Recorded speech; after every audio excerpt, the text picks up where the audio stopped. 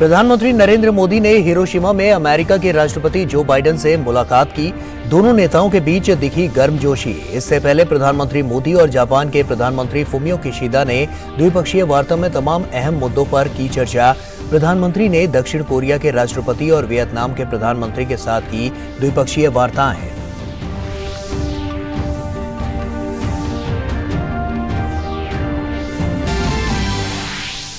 प्रधानमंत्री नरेंद्र मोदी ने हिरोशिमा में महात्मा गांधी की आवक्ष प्रतिमा का किया अनावरण। भारतवंशियों से की मुलाकात। प्रधानमंत्री ने कहा, जलवायु परिवर्तन और आतंकवाद के खिलाफ लड़ाई में बापू के विचार आज सबसे अधिक प्रासंगिक। पीएम जापान में G7 के साथ ही क्वाड की बैठक में भी लेंगे हिस्सा।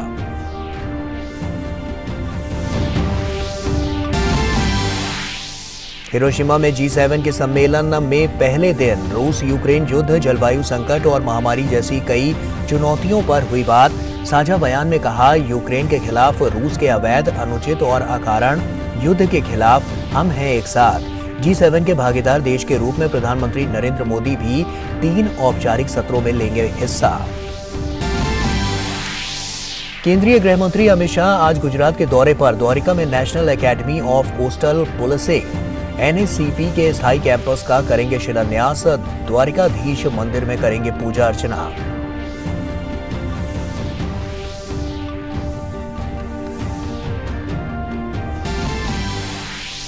कर्नाटक के नए मुख्यमंत्री के तौर पर कांग्रेस नेता सिद्धारमैया ने किया शपथ ग्रहण। उप मुख्यमंत्री के तौर पर DK शिवकुमार ने ली शपथ। कांग्रेस की पूर्व अध्यक्ष सोनिया गांधी और पार्टी नेता राहुल गांधी समेत कई राज्यों के मुख्यमंत्री शपथ ग्रहण समारोह में हुए शामिल।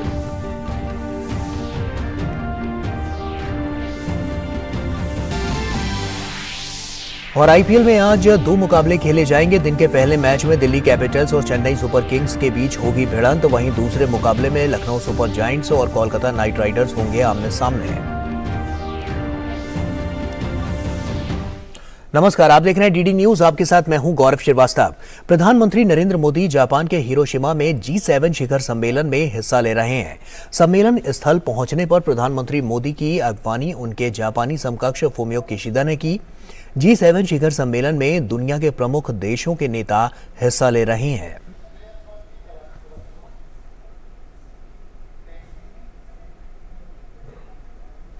और G7 समूह की बैठक के दौरान प्रधानमंत्री मोदी और अमेरिकी राष्ट्रपति जो बाइडेन एक दूसरे से गले लगकर मिले। दोनों नेताओं ने एक दूसरे का अभिवादन किया। दोनों ही नेता जापान के हिरोशिमा में G7 शिखर सम्मेलन में हिस्सा ले रहे हैं।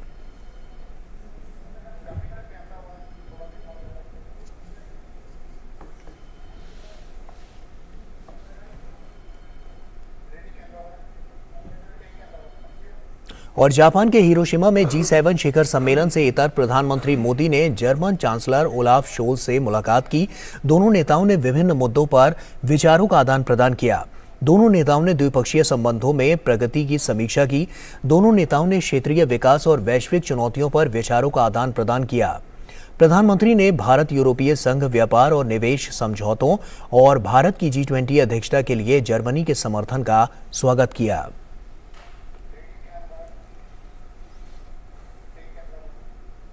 प्रधानमंत्री नरेंद्र मोदी ने जापान के प्रधानमंत्री फुमियो किशिदा से हिरोशिमा से में मुलाकात की। दोनों नेताओं ने भारत जापान मैत्री को प्रगाढ़ करने के उपायों, व्यापार, अर्थव्यवस्था और संस्कृति पर चर्चा की। दोनों नेताओं ने G7 और G20 की अपनी अपनी अध्यक्षता के दौरान परस्पर तालमेल बढ़ाने और ग्लोबल साउथ की आवाज को मजबूत करने के प्रयासों पर भी चर्चा की।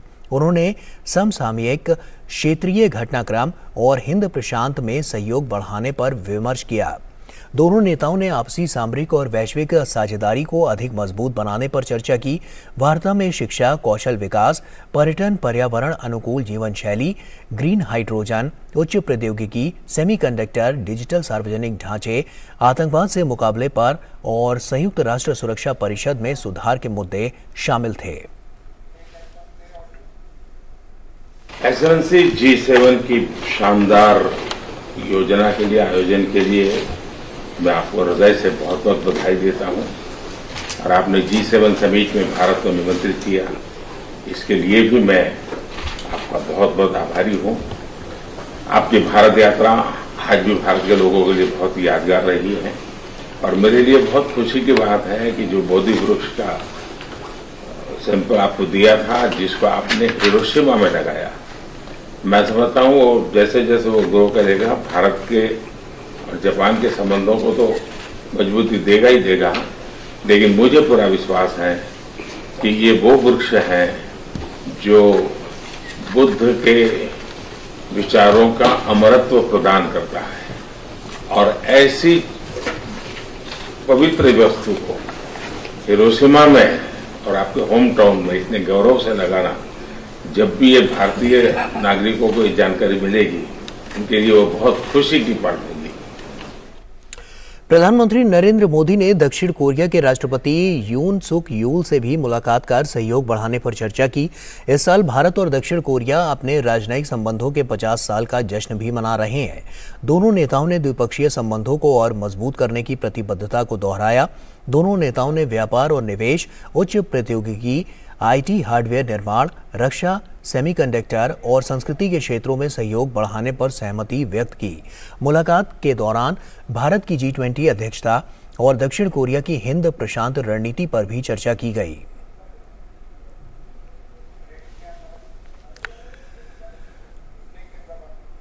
प्रधानमंत्री नरेंद्र मोदी ने अपने वियतनामी समकक्ष फाम मिन चिन के साथ द्विपक्षीय वार्ता की। दोनों नेताओं ने कई अहम मुद्दों पर विचार विमर्श किया। दोनों नेताओं ने व्यापार और निवेश, रक्षा, लचीली आपूर्ति श्रृंखलाओं के निर्माण, ऊर्जा, विज्ञान और प्रौद्योगिकी, मानव संसाधन विकास, संस्कृति और लोगों से लोगों के संबंधों के क्षेत्र में सहयोग बढ़ाने पर चर्चा की। क्षेत्रीय विकास के साथ साथ आसियान और हिंद प्रशांत में सहयोग भी वार्ता का हिस्सा रहा।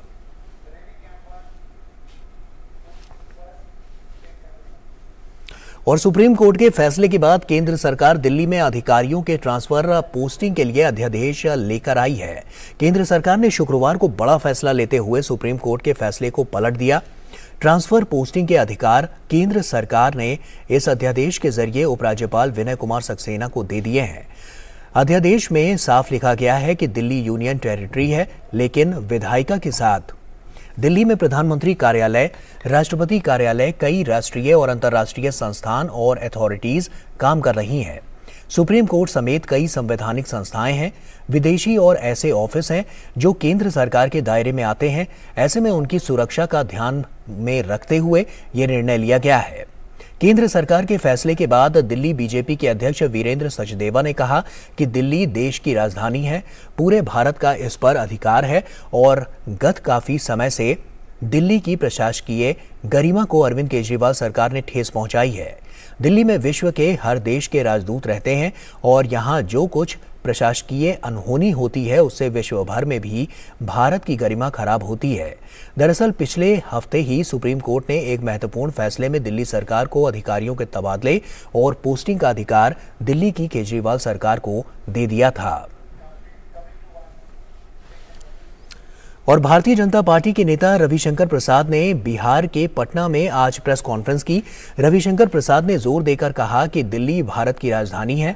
दुनिया में भारत की छवि दिल्ली पर ही निर्भर करती है। उन्होंने कहा कि दिल्ली में सुप्रीम कोर्ट, संसद और केंद्र सरकार के मंत्रालय हैं। दिल्ली की अपनी एक संवैधानिक पहचान है। ऐसे में वहां के अधिकारियों के साथ बदसलूकी ना हो, इसलिए भारत सरकार एक अध्यादेश लेकर आई है जिसमें दिल्ली सरकार में पद स्थापित अफसरों का ट्रांसफर और पोस्टिंग एक बॉडी के द्वारा किया जाएगा। दिल्ली भारत की राजधानी है। दुनिया में भारत की छवि दिल्ली पर भी निर्भर करती है और वहां के अफसर के साथ इस तरह की बदसलूकी, तो इसलिए भारत सरकार ने एक ऑर्डिनेंस लाया है। वो ऑर्डिनेंस का आधार क्या है?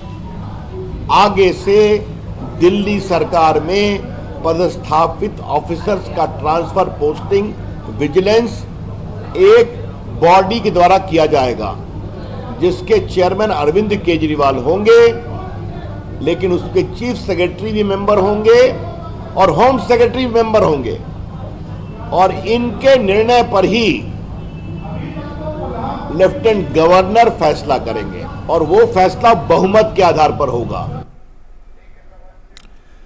तो साफ तौर पर इस अध्यादेश को लेकर तमाम बातें देखने को मिल रही हैं। ऐसे में आज का टॉपिक भी हमारा यही है, तो आइए इस पर हम अपनी चर्चा का शुभारंभ करते हैं। हमारे साथ डी.के. दुबे, जो कि संविधान मामलों के विशेषज्ञ हैं, वो हमारे साथ जुड़ चुके हैं। सर, बहुत स्वागत है आपका डीडी न्यूज पर। और उसी के साथ आपसे सबसे पहले तो यही समझना चाहेंगे, क्योंकि काफी महत्वपूर्ण हो जाता है, क्योंकि इस अध्यादेश को आप कैसे देखते हैं और क्या नफा नुकसान आपको इसमें नजर आता है? नहीं, एक्चुअली कोई नफा नुकसान नहीं है। दिल्ली जो है वो यूनियन टेरिटरी है, ये आर्टिकल 239 में घोषित है। अब 1991 में ये विचार हुआ कि क्यों नहीं दिल्ली के जो लोकल इश्यूज हैं उन इश्यूज पर कानून बनाने के लिए, उन इश्यूज को सामने लाने के लिए एक लेजिस्लेटिव बॉडी बना दी जाए। तो 1991 में संविधान में संशोधन करके एक नया आर्टिकल जोड़ दिया, लेकिन उसको लेजिस्लेटिव पावर दी थी उस समय। और लेजिस्लेटिव पावर का मतलब होता है कि जो भी आपको लगता है, जो इश्यूज आपको दिए गए हैं, जो विषय आपको दिए गए हैं, उन पर कानून बनाने का अधिकार आपको होगा। इंप्लीमेंट करवाने के लिए एलजी है और उसकी सहायता के लिए काउंसिल ऑफ मिनिस्टर होगा जी। लेकिन ये विवाद पिछले 7-8 साल से शुरू हुआ कि जब एनसीबी का नंबर आया, यानी कि एसीबी का, एंटी करप्शन ब्यूरो ने काम करना शुरू किया और केंद्र के अधिकारियों को भी नोटिस करना शुरू कर दिया और ये कहा कि भाई आप दिल्ली में रहते हैं और दिल्ली में रहने के नाते एसीबी सब पर अधिकार रखती है। वहां पर केंद्र सरकार ने एक नोटिफिकेशन करके ये कहा कि ये अधिकार आपके पास नहीं होगा।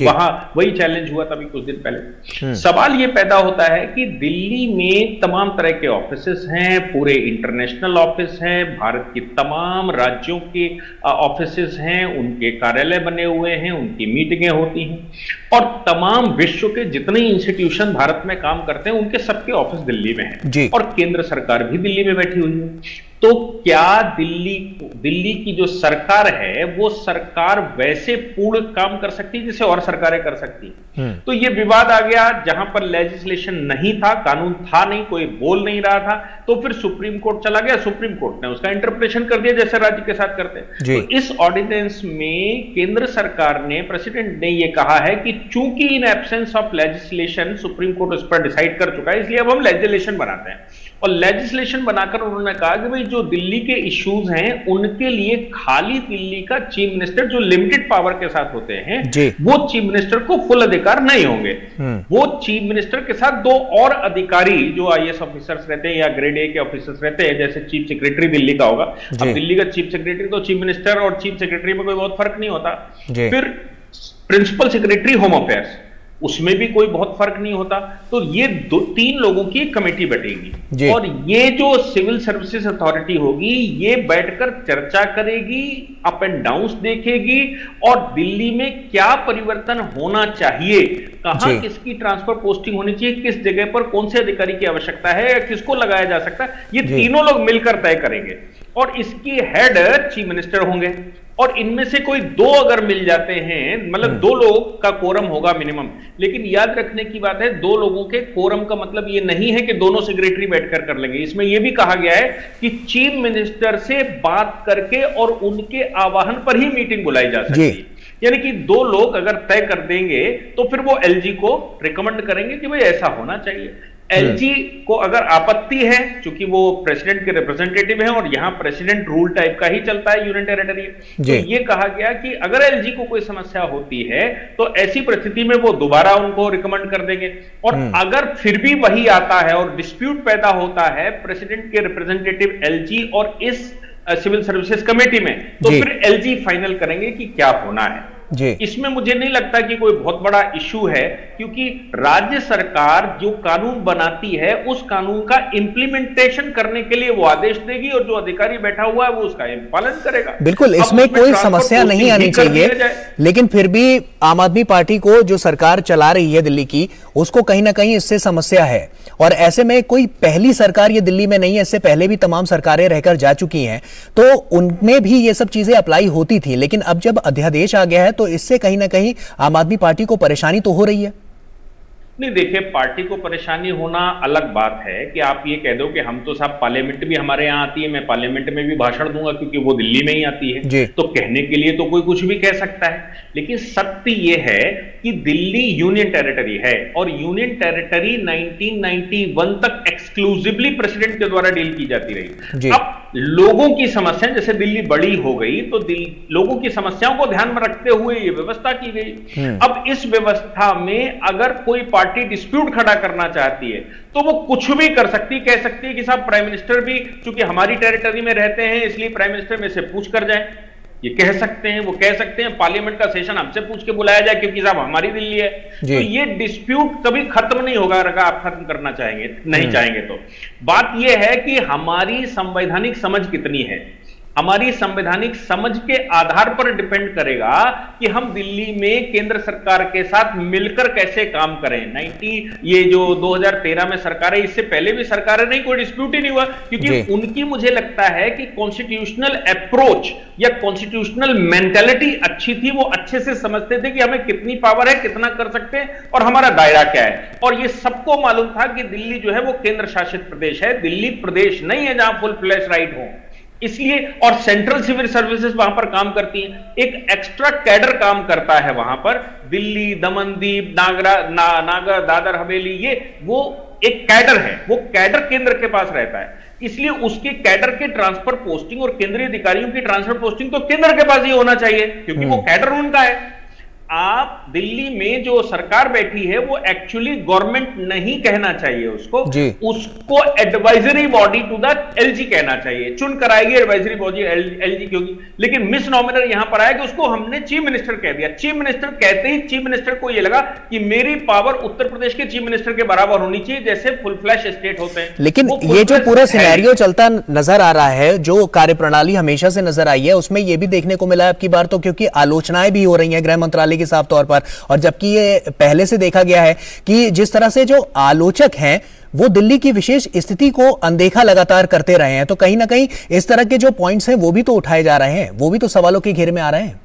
नहीं, देखिए, आप भारत में डेमोक्रेसी है, कहने के लिए जिसके जो पॉइंट हैं वो कह सकता है, लेकिन संविधान की समझ रखने वाले लोग ही इसका सही इंटरप्रिटेशन कर सकते हैं कि संविधान की समझ ये कहती है कि दिल्ली केवल अकेले राज्य की सरकार नहीं है, वहां पर केंद्र सरकार भी बैठी हुई है और हकीकत में केंद्र सरकार ही बैठी हुई है और उसके साथ तमाम इंटरनेशनल ऑफिस और नेशनल ऑफिस वहां पर हैं, उनके कार्यालय वो रहते हैं, वहां फंक्शन करते हैं। तो फिर दिल्ली में जो 90% वर्क है वो तो केंद्र का है, राज्य तो केवल जो दिल्ली में रिजाइड करते हैं उनकी लोकल प्रॉब्लम्स को हैंडल करने के लिए है कि वहां बिजली पानी की व्यवस्था देख ले, रोड सड़क अंदर की व्यवस्था देख ले, दवा पानी की व्यवस्था देख ले। इसका मतलब ये बिल्कुल नहीं होता है कि केंद्र के राइट के ऊपर ओवरराइड कर जाएगी राज्य सरकार क्योंकि दिल्ली में सरकार बैठी हुई है, ऐसा नहीं हो सकता।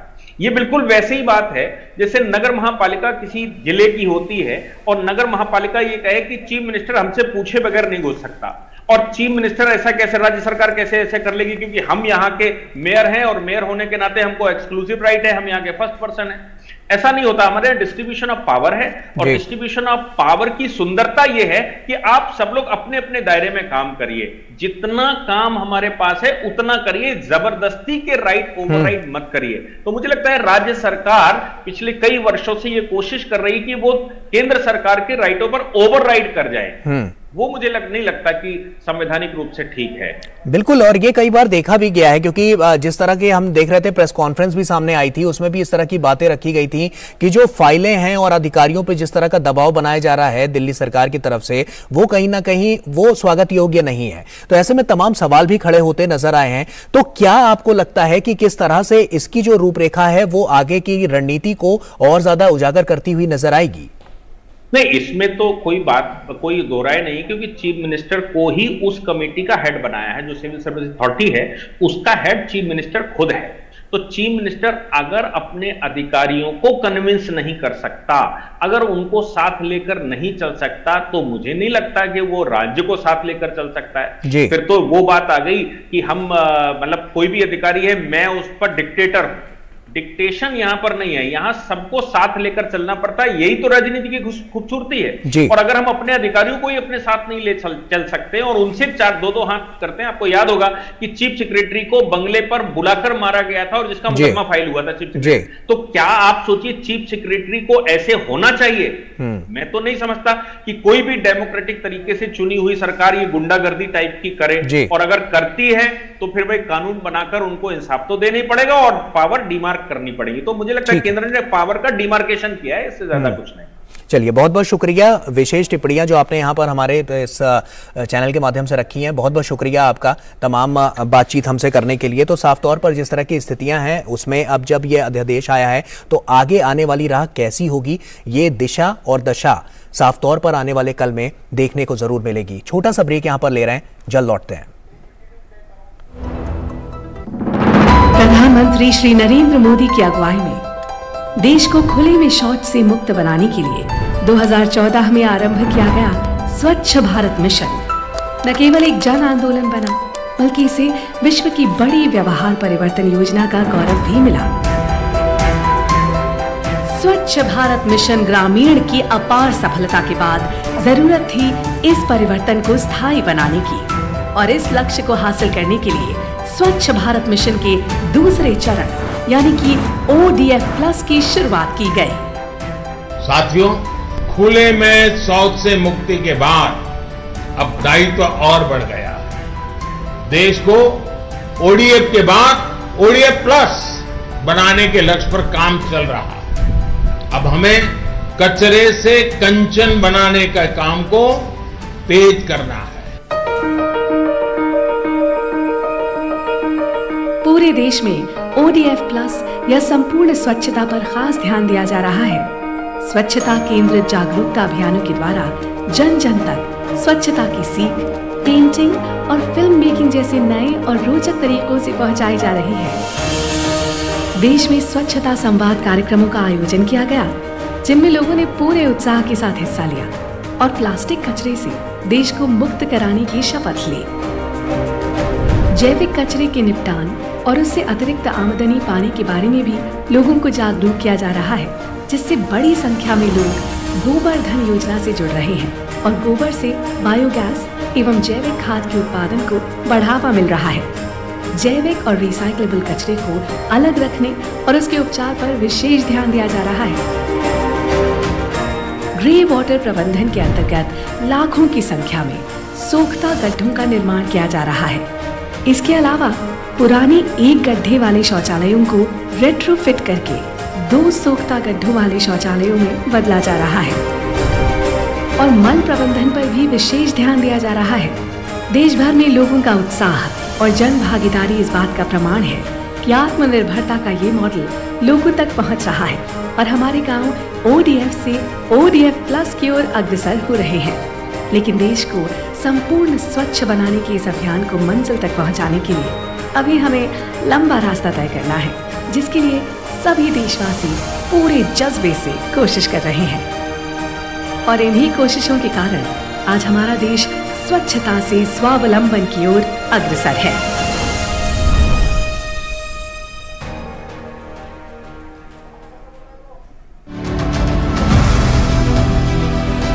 आज के अंक में हम बात करने वाले हैं जंगल की आग की। जंगल की आग से हमें क्या दीर्घकालीन नुकसान होते हैं? क्लाइमेट चेंज में ये एक बहुत बड़ा अहम रोल प्ले करता है फॉरेस्ट फायर को मिटिगेट। बिल्कुल ऐसा माना जा रहा है कि आग है जंगल की, ये बढ़ गई है संख्या। प्री फायर अलर्ट भेजा जाता है, राज्य सरकार के नोडल अधिकारी को भेजते हैं हम लोग, वो उसको एनालिसिस करके दे further pass on the information to field functionaries to remain alert and take mitigative preventive actions। बहुत इम्पोर्टेंट है कि आग की डायरेक्शन के बारे में पता होना चाहिए। विंड डायरेक्शन क्या है? विंड डायरेक्शन है तो उस तरफ बिल्कुल ना जाए, आग उसी तरफ आएगी।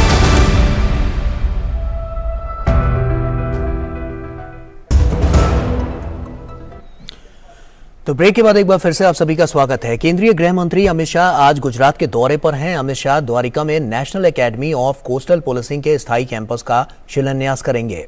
केंद्रीय गृह मंत्री ने द्वारिकाधीश मंदिर में पूजा अर्चना की।